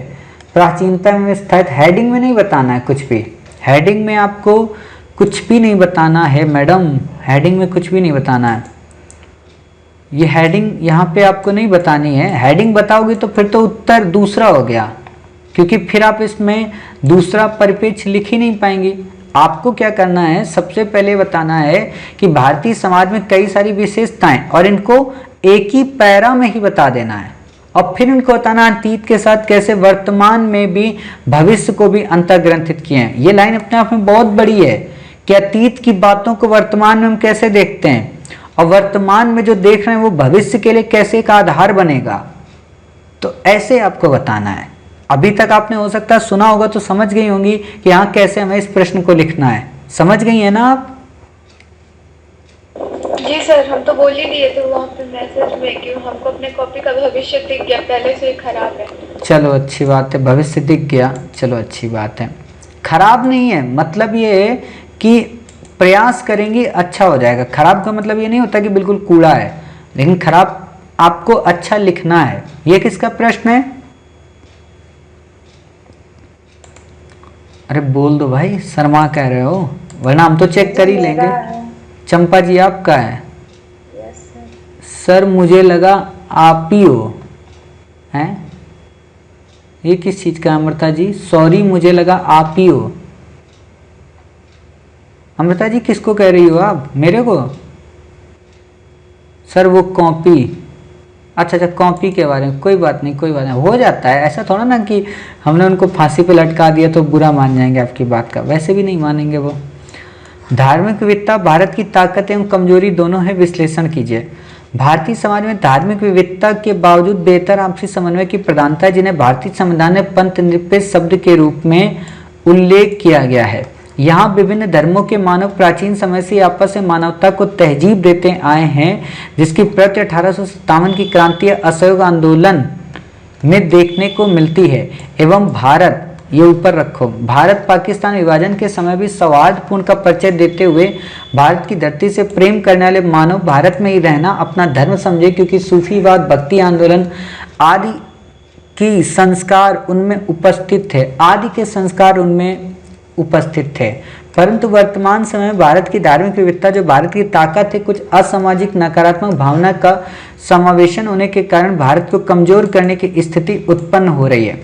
धार्मिक अलगाववाद के बढ़ने के कारण गाय के नाम पे ऐसे नहीं लिखना, गौ हत्या के नाम पे जहां किसी व्यक्ति को मॉब लिंचिंग का शिकार होना पड़ता है, तो वहीं कुछ राजनेताओं द्वारा धर्म विरोधी बातें कहकर किसी एक धर्म को बढ़ावा देने के प्रयत्न से इसमें समन्वयवादी व सहिष्णुता की प्रवृत्ति में भी ह्रास देखने को मिला है। अर्थात ऐसा वातावरण बनने से भारतीय समाज में प्राचीन से बनी आ रही स्थायित्व ऐसे नहीं लिखना होता है कि हानि के साथ, ये तो मैंने बता ही दिया, सर्वांगीण बाधक साबित होने की संभावना है। अतः भारत सरकार द्वारा इसलिए पर्यटन को हृदय योजना स्कीम को भी लागू तो कर रही है, ताकि सभी भारतीय आपस में मिलकर यहाँ पे एक भारत श्रेष्ठ भारत का भी आप उल्लेख करें। देखिए आपने यहाँ पे ना इस क्वेश्चन में ये वाला पॉइंट आपका अच्छा है, ठीक है, इस पॉइंट को आपने अच्छा लिखा है। आपने ये जो शुरुआत की है ये भी बहुत अच्छी है, मतलब यहाँ तक बहुत अच्छा है। यहाँ पे आपने हिस्ट्री दिखा दी, हिस्ट्री नहीं दिखाना है, हिस्ट्री से एग्जामिनर समझ जाएगा आप हिस्ट्री के स्टूडेंट्स हैं, ठीक है। आप इसको ऐसे लिखना कि भारतीय समाज में धार्मिक विविधता के बावजूद बेहतर आपसी समन्वय की प्रधानता देखने को मिलती है, जिसका साकार रूप हमें भारतीय संविधान, या आप ऐसे लिखिए इसको कि भारतीय संविधान में उल्लिखित पंथ निरपेक्ष शब्द कहीं ना कहीं भारत की धार्मिक विविधता या कहें भारत की ताकत को मजबूती प्रदान करने का प्रयत्न करता है। इससे स्पष्ट होता है कि भारत में विभिन्न धर्मों के लोगों के होने के बावजूद भी इसमें सहिष्णुता रूपी प्रवृत्ति देखने को मिलती है, जो कि इसकी ताकत के लिए एक फिर से इस क्वेश्चन को बताता हूं। इसको ऐसे लिखना आप कि भारतीय संविधान में विद्यमान पंथ निरपेक्ष शब्द कहीं ना कहीं भारत की धार्मिक विविधता को मजबूती प्रदान करने का प्रयत्न करता है, जिसके संदर्भ में माना जाता है कि भारत की इस विविधता के द्वारा न केवल भारत में सांस्कृतिक विविधता को बढ़ावा मिला, बल्कि वैश्विक वैदेशिक नीति के माध्यम से भी भारत ने अपनी सॉफ्ट पावर के उपयोग से न केवल लुक ईस्ट की पॉलिसी या कहें वेस्टर्न एशिया के साथ में अपनी पॉलिसी को गढ़ने का प्रयत्न किया, बल्कि विश्व स्तर पर अहिंसा परमो धर्मा या एकता के विश्व स्तर पे अहिंसा परमो धर्मा या वसुदैव कुटुंबकम की विचारधारा के माध्यम से वैक्सीन मैत्री प्रोग्राम के तरीके से अपनी विविधता को भी ताकत के रूप में इस्तेमाल किया। किंतु हालिया कई सारे घटनाओं या प्रक्रमों के माध्यम से हमने देखा कि किस तरीके से धार्मिक इस विविधता को तोड़ने का प्रयत्न किया गया और धार्मिक एकता को स्थापित करने का प्रयत्न करने की ओर कदम बढ़ाए गए। फिर वो चाहे बात किसी विशेष धर्म को धर्मांतरण करने के लिए प्रताड़ित करने की बात हो या फिर किसी विशेष वर्ग के संदर्भ में एक अपनी विशेष धारणा बनाने की बात हो। एग्जाम्पल में सीए और एनआरसी का मुद्दा ऐसे आप यहाँ पे बताएंगे। और फिर आप चाहें तो इसको ये बता सकती हैं कि इसके माध्यम से भारत में न केवल सांप्रदायिकता बल्कि क्षेत्रवाद के साथ साथ अलगाववाद की भावना का भी जन्म देखने को मिला, जो कि आगे चलकर नक्सलवाद और आतंकी घटनाओं को प्रमोट करने में एक सहायक की भूमिका का निर्वहन करता है। उपयुक्त समस्याओं को ध्यान में रखते हुए ही सरकार ने भारत की धार्मिक विविधता को संरक्षित करने के लिए न केवल कई सारे प्रोग्राम को प्रमोट किया है, बल्कि समन्वयकारी और सहयोगपूर्ण नीति को अपनाने के लिए भारत की परंपरा को विश्व स्तर पर प्रचारित करने का भी प्रयत्न किया, जिसके संदर्भ में टूरिज्म सर्किट की बात हो, एक भारत श्रेष्ठ भारत रूपी सकारात्मक पहल की बात हो या फिर राष्ट्रीय एकता दिवस मनाने की बात हो। ऐसे आप बता देंगी तो आपका उत्तर अन्य की अपेक्षा काफी बेहतरीन हो जाएगा। अब आप चाहें तो इसमें धार्मिक विविधता में कई सारे त्योहारों की बात कर सकती हैं, वो भी एक अलग प्रकार का डायमेंशन यहाँ पे डाल सकती हैं, तो इससे आपका उत्तर बेहतरीन हो जाएगा। बट हिस्ट्री के पुट को जब आप डालती हैं तो एग्जामिनर फिर उसको अच्छा नहीं लगता, ठीक है, तो इसलिए हिस्ट्री के पुट को आपको यहाँ पे नहीं डालना है। चलिए अगला क्वेश्चन देखते हैं। अगला क्या हमारा लास्ट ही क्वेश्चन है। ये किसका क्वेश्चन है लास्ट? ये किसका क्वेश्चन है? कोई नहीं बोल रहा है, सही बात है।